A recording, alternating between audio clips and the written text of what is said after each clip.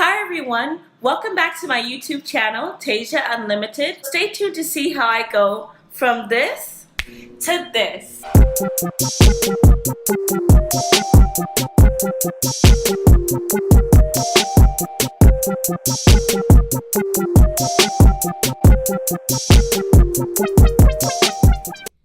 So, getting ready with me, the first thing that I'm going to do is start washing my hair. And the product that I'm using here is the Maui Mango Seed Butter Hair Mask. This was absolutely moisturizing to my hair as well as smelled delicious. So here you can see me applying it from my ends all the way to my roots, giving my scalp a little massage. And I left this in for about 5 minutes before rinsing it out. Then after this, I went into my regular shampooing and conditioning and of course rinsing everything out thoroughly. All right, here she is, fresh out the shower. Okay, everything is nice and rinsed out and getting ready to start detangling. So I'm using this Jamaican castor oil. I just picked this up from my local beauty supply. Again, starting from the ends, making my way up to the roots, just trying to get some more moisture in there. And now I am going to start parting and sectioning my hair off to get ready to detangle. If you know my struggle of detangling thick hair, pause the video and hit the like button or leave a comment below and let me know how you go about sectioning and detangling your hair. Alright, so back into it, getting started right away. Working with my paddle brush, I'm going from the ends and working my way up to the roots. And that's a way that I not only limit breakage, but also it helps in making the detangling process a lot easier. So just one of the tips that I have for you guys as far as brushing and detangling your hair. So as you can see, I already detangled half of that section. And once I finish detangling every section, I make sure to put them in just some pretty loose twists. That way the hair doesn't get tangled in with each other and I can know what's be detangled and what needs to be combed out still. All right, so officially finished with the first half of my head. That took forever, but making my way to the last section of my hair and finally my very last twist. So before I get under the hooded dryer, I always like to spray my hair with some kind of heat protectant. And today I'm actually using this new one from Salon Selectives, heat protectant, and I actually got this from the Dollar Tree. So interesting to see how it's gonna work out. Now I'm spraying a very generous amount all throughout my hair, making sure to coat not only the roots but also the ends as well. And the hooded dryer that I'm using right here is from Golden Hot. If you don't have a hooded dryer, you can also use a paddle brush and a blow dryer, or a blow dryer that has a comb attachment, and be able to really dry the root of your hair.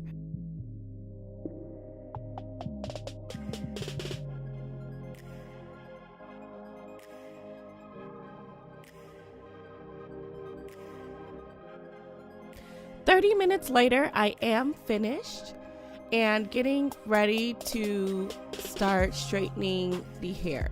So I did make sure though that the scalp was dry and all the hair was dry before hopping right into straightening it.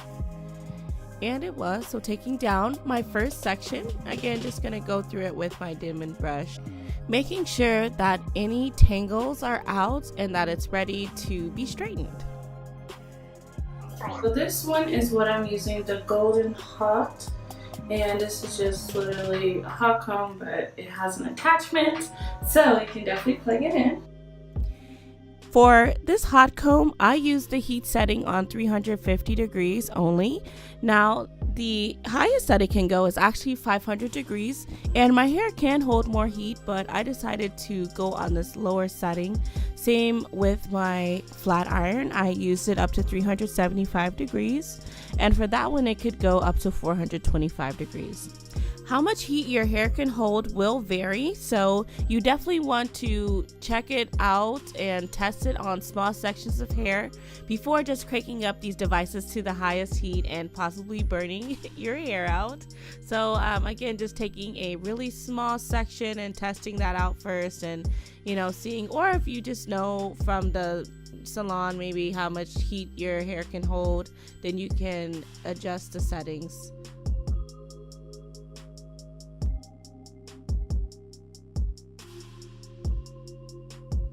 Now again, just going through the section with my paddle brush before, and what I'm staying on is actually a holding spray from Mazzani, and you'll see me using that, or trying to remember to use that for each section of the hair before going in with either the hot comb or the flat iron.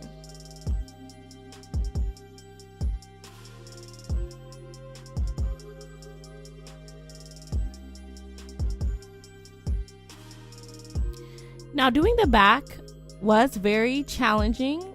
I'm not sure if you guys can see, but I did have a mirror back there to kind of help me out a little bit. But I would suggest if you have someone that can hold a mirror for you while you do the back, you'll definitely want to do that as well, just to make sure that you're hitting all those sections and getting it to be as smooth as you'd like it to be. But for this one, it wasn't too bad. Again, I had that mirror, so it did help. And also, I'm looking down just to let you guys know I was watching Netflix. All right, no shame in my game. I was watching this new show called Good Girls. I highly recommend this show. It is hilarious, so check it out, but not for the kids.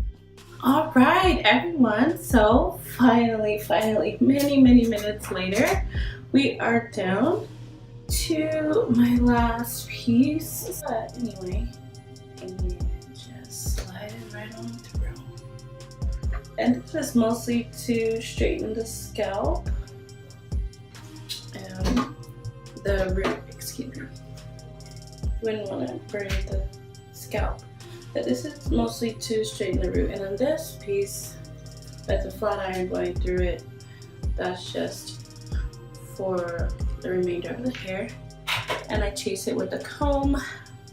That's a tip that I learned from my aunt. So thank you, Auntie. So just going through the hair again, taking this small sections and pulling just a little bit, so adding a little bit of tension at the roots just to get it a little bit more straight, and passing once with the hot comb and a few more times with the flat iron.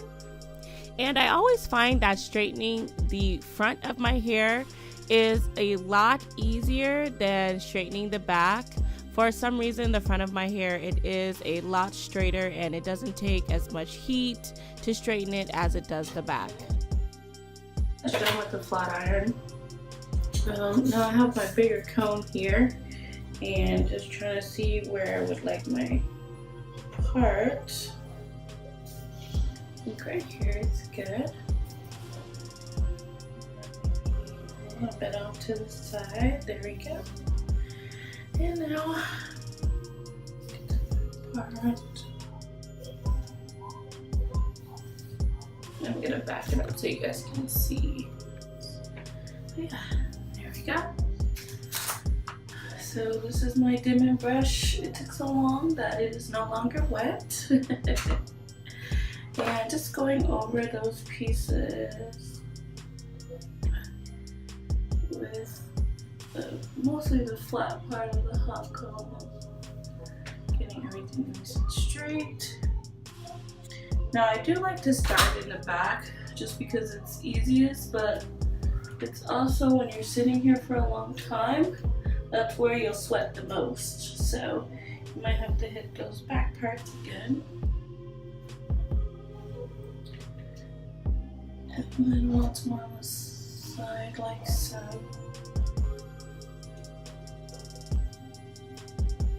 I am very light on my edges, or like around my ear. I'm very careful. And yeah, let that bad boy flow through there, like so. Trying to get it as flat as possible. Alright, so now the last thing that I usually do is use this extra body finishing spray. It is like a generic one for the Paul Mitchell, and definitely just want to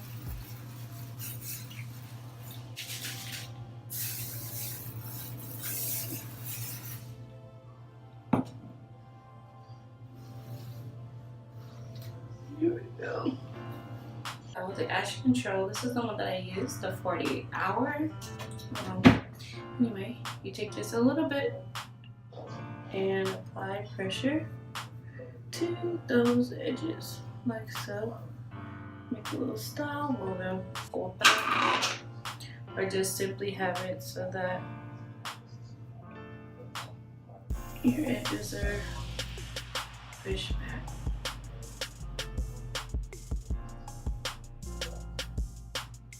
But you definitely want to use a soft brush. Again, it's just lays your edges down nicely. I don't do any kind of fancy designs or anything like that. Again, just making sure that the hair is down as much as possible. Brush it all back.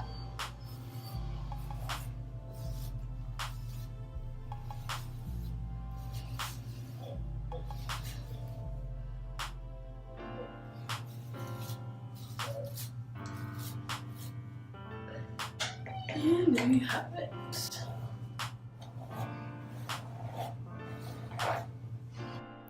This is the final finished look. All right, looks good, has a little bit of bounce to it. Overall, I'm pretty satisfied with how it looks and gonna move into the makeup. So the first primer that I'm using is by Too Faced. It's the Hangover primer, and just putting it on in a way that actually Bretman Rock showed me how to do. And moving into my foundation, this is the Fenty Beauty in the 400 shades. So shout out to my sister Taylor, she got this for me for the free 99. And then moving into my concealer, I'm gonna put a little bit of this under my eyes as well. This is from LA Girl Pro Concealer. You already know. All right, so I am just going to blend that in with one of my smaller blending brushes, and then taking my larger brush and just blending that in a little bit more. And I'm also going to be adding some concealer to my eyelids as well. Blend that in before I go in with my eyeshadow. Now, this is a natural palette that I found from Forever 21. I'm not even kidding you guys, like 8 years ago, and it still holds me down. PLP holding it down. All right, that's what this eye palette is doing. So I'm just going in with a light gold color at first to apply all over my eyelid. And then I am going to be going in with a darker brown color just to put in my crease area and just kind of blend that all in. All right, so the next one that I'm going to be using is this mascara from Wet n Wild. It's called Mega Wear. I absolutely love this one because it's easy to apply and it doesn't clump up, and it just really makes my lashes look poppin'. So just going over my natural lash with this one, and it really does add volume and length to the lashes without getting clumped up. I really like this one, and it's my go-to. And one thing though, I will never actually put mascara on my lower lashes. So this is just me dancing. I really like the way it looks, and that's my happy dance. All right, so next I'm going in with my Anastasia Beverly Hills. I absolutely love the way this one smells. And this actually came in a gift set of 3 for the holiday season. So just applying that all over my lips. And I am finished. All right, so doing just a few poses here. Actually knocked the mirror over, just ignore that. All right, we're finally finished, and you guys got to see me go from beginning to end. All right, everyone, so this is the final look. Thank you so much for watching. If you liked the video, please go ahead and leave a comment below. Also subscribe to my channel and also give it a thumbs up. Thank you guys so much, and I'll see you next time.